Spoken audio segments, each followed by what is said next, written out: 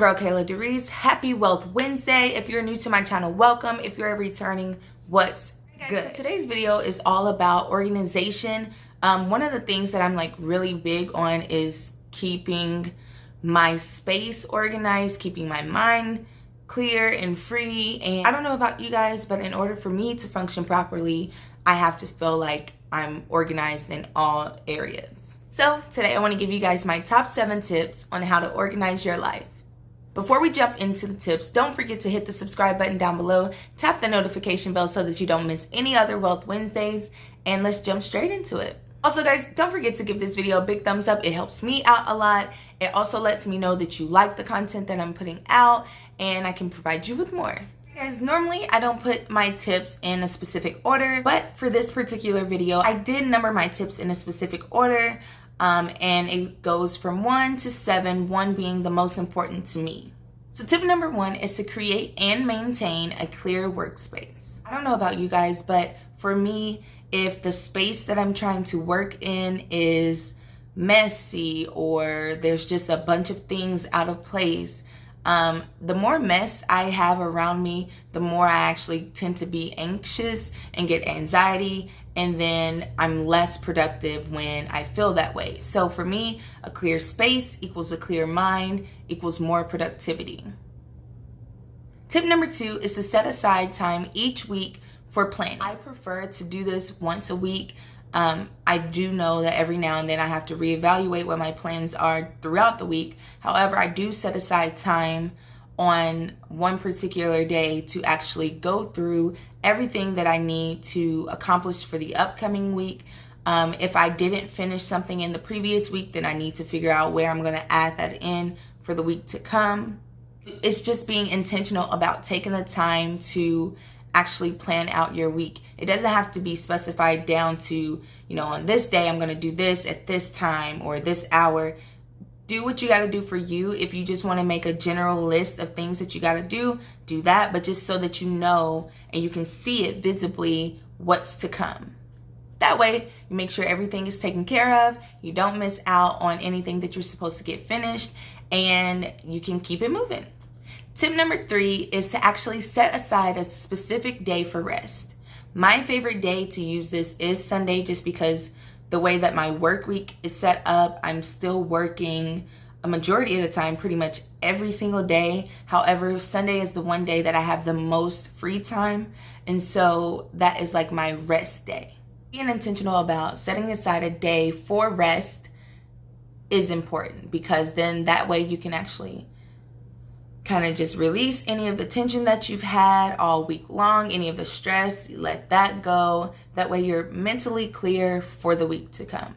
Tip number 4 is to make to-do lists. Now, I've mentioned this previously in some of my other videos. I believe it is maybe in my time management video, which I will make sure that I link in this video as well. But making to-do lists makes things so much easier. This is something that I've adapted more over probably the past 5 years or so, but making daily to-do lists is a game changer. Now for your to-do list, this is up to you. You can either make long-term to-do lists and just write out everything that you need to do for the entire week, or you can take it day by day. On Monday, I need to do these things. On Tuesday, these things. Wednesday, and so on and so forth. However, whatever you choose to do, just make sure that you actually stick to it so that you're actually being productive each day, and you don't skip 3 days of productivity and the last 2, since you should be taking a rest day, or just pile with things. So make sure that you're kind of distributing the workload as evenly as possible. So some of the apps that I love for making my to-do list and to go along with productivity and staying organized is Trello. That is my number 1 favorite app. I use it for my YouTube planning, actually. And you can do so much with Trello. You can write your to-do list, you can make things color-coded, you can put due dates on everything. That way you can actually keep track of it. You can set it up for months in advance. So I absolutely love Trello. If I were you and you don't have Trello currently, take a look into it, see if it's beneficial for you, but I absolutely love Trello. This is not a paid sponsorship. I'm just speaking about Trello because I use it daily and I absolutely love it. Another good app to actually utilize is Google Calendar. This way, if you are working with a team, if you're working by yourself, that's fine as well. But if you have other people who need to see your calendar, you know, often, you can actually sync them to see your Google Calendar. Everything is live. Once you enter in whatever update on your calendar, you know, everybody can see it at the same time. It's really great for communication purposes, staying organized, and having the accountability of whoever you're working with. So take a look into Google Calendar as well, because it is a great resource. Tip number 5 is actually to utilize whatever notes app or section that you may have in your phone. And if you don't have those apps in your phone already and you don't want to download anything, you can always use a handy dandy journal. I absolutely love journals. I keep at least 3 or 4 empty journals at a time. Right now, I honestly think I have about 15 journals that are unopened, untouched, just because I use them so much. But it's really good to have at least one journal around at all times if you don't want to put your notes in your phone for just anything that may come up and you're like, oh, let me remember to do this. Put it in my journal. I can write it down.